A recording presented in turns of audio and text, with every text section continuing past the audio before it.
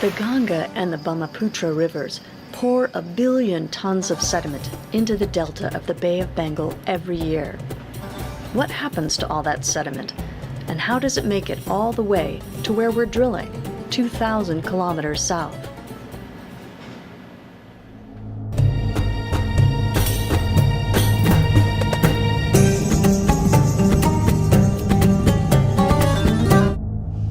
Once it leaves the river mouth, it's deposited in one of 3 places. It's either deposited on the seafloor near to the river mouth in really shallow water, about 20 meters of water or so.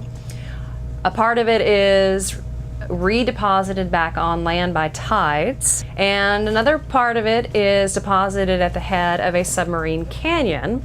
There's a canyon like the Grand Canyon. It's a big indention in the seafloor that is basically a funnel. It's a conduit that transports sediments from the near shore to the very deep water and eventually to the Bengal fan. As sediment is deposited at this canyon head, sometimes it gets to be a little too heavy and it will just collapse under its own weight like a landslide.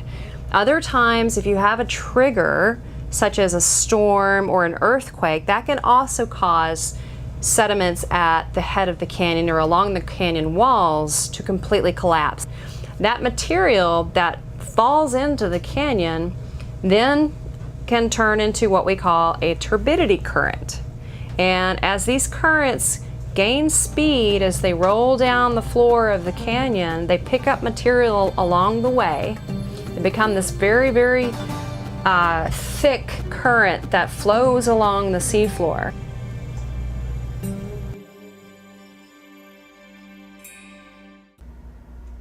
The turbidity current moves very fast.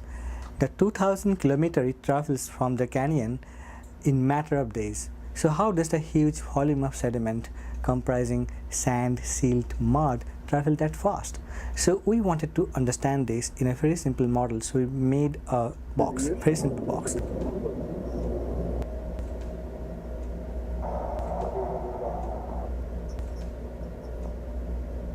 And here we could see the sand particles, the heavier grains, rolls under gravity faster.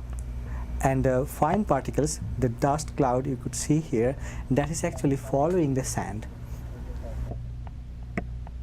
As soon as a turbidity current starts to slow down, what happens is that the material settles down.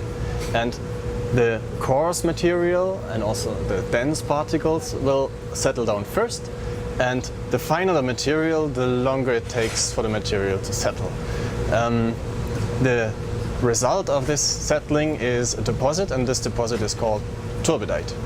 And if you core such a turbidite, this is what you get. We have that here on the table.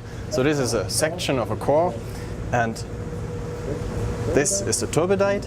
And you can see nicely the features of the turbidite, which is a sharp base, and then the relative coarse and dense material is concentrated at the base.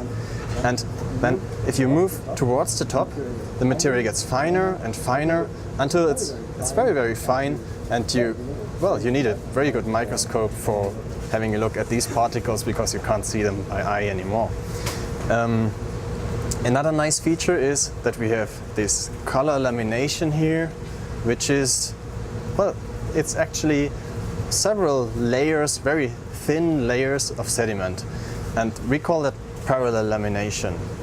And these kind of structures, together with the grain size of the sediment, so the size of these particles, tells you something about the energy of this turbidity current and also of the flow velocity.